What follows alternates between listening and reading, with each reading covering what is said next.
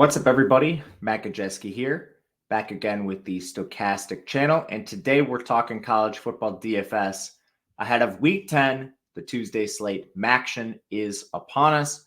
Before we get started, make sure to hit that thumbs up button, subscribe to the channel, and hit the notification bell so you know when this and all other content goes live. We're also brought to you today by Prize Picks. They have a first match deposit bonus up to $100 for new users. They're also giving you 1 free month of OddsShopper, and we have all sorts of sports betting tools helping you with sides, totals, as well as player props. Over on Prize Picks, they have NFL, NHL, NBA, all the major sports, as well as a bunch of niche sports. Click that in the link in the video description below to take advantage. If you or someone you know has a gambling problem, please call or text 1-800-GAMBLER. Must be 21 or older to play. All right. Maction's upon us, so let's dive into the slate behind the glass. Make this a little bigger. Well, this is weird. There we go. Okay, there we go. There's the sizing we need. First and foremost, Maction is a different beast than normal college football DFS. Reporting is poor.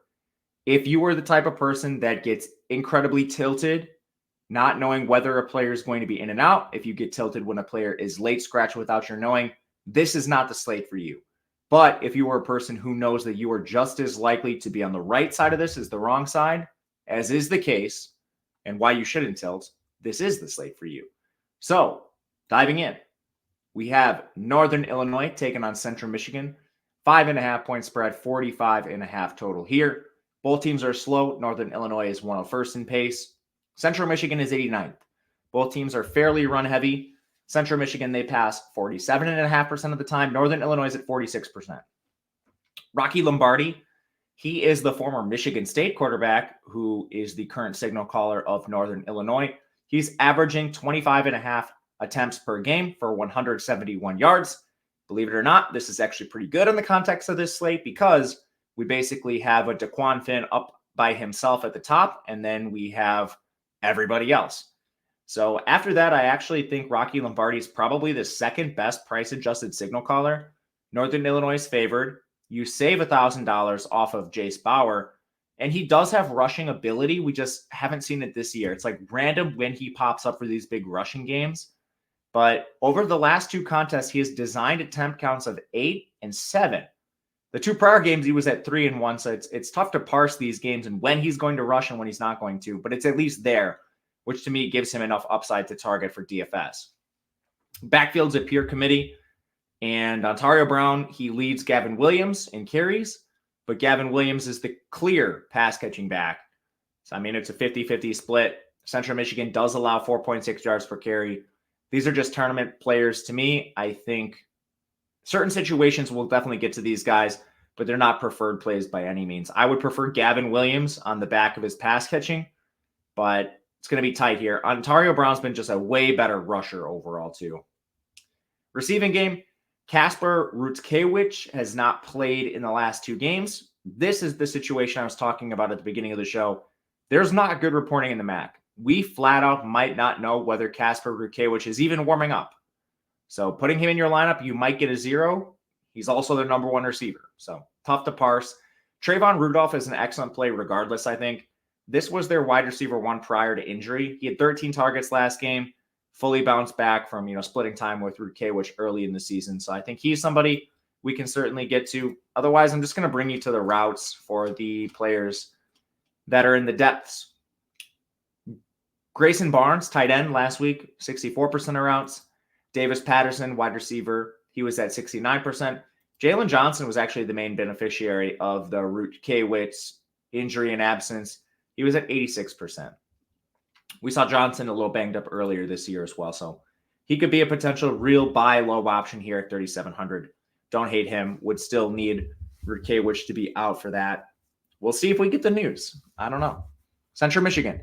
Jace Bauer, he's fully taken over at quarterback. Bert Emanuel, we haven't had a recent report on him. A couple weeks ago, we heard that he was injured. Didn't hear why. Didn't hear how severe. Flat out don't know.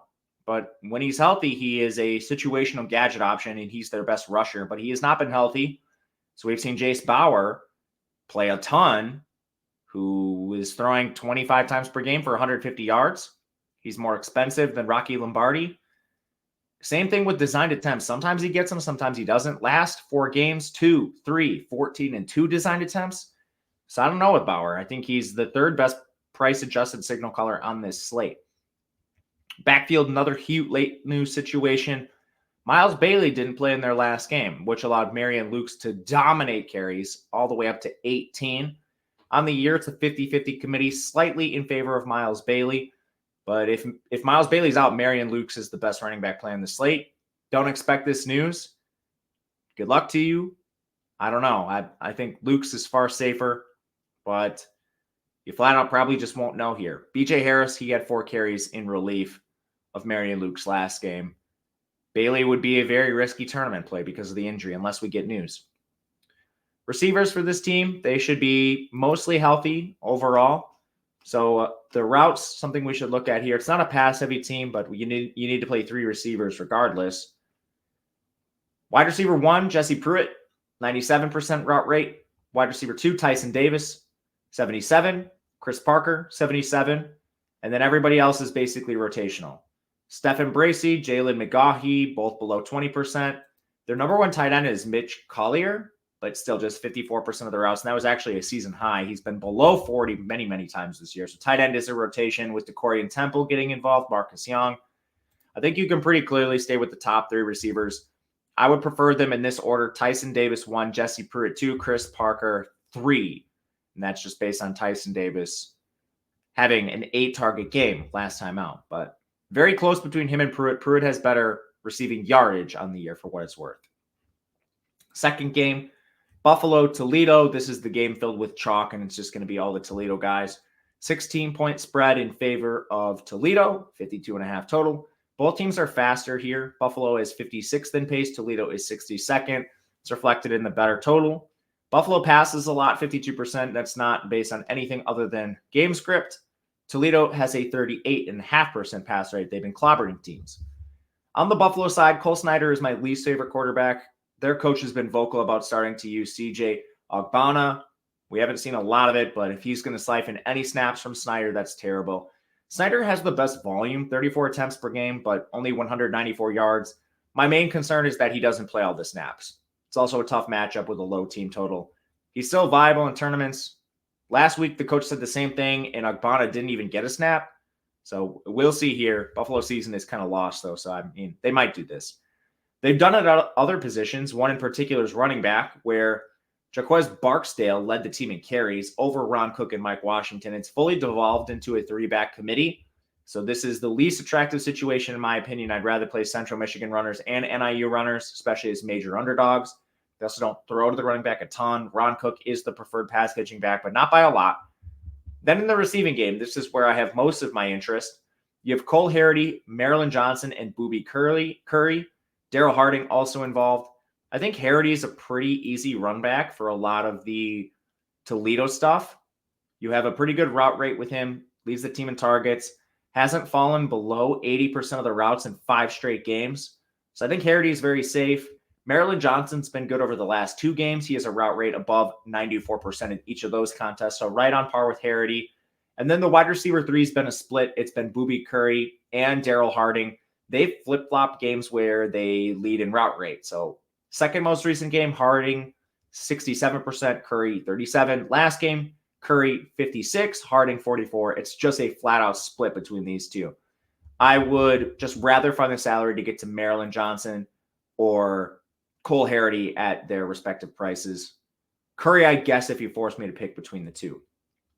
This is also with Nick McMillan injured. And again, we haven't had Nick McMillan's status updated, but that's at least worth mentioning.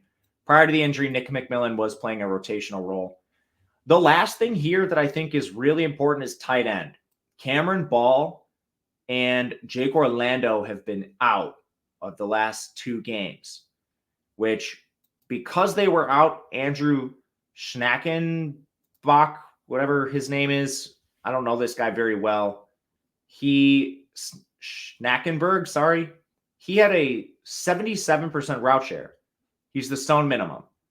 So, I mean, very, very risky because you're not going to get a lot of reporting on Orlando or Ball. And, clearly I'm not too familiar with Andrew Schnackenberg, but he did have a massive route share last game and 2 targets. So for tournaments, another name we need to know at least. I don't anticipate getting this news. I've been searching my heart out for Cameron Ball and Jake Orlando news and have barely been able to find their names mentioned. So we'll see.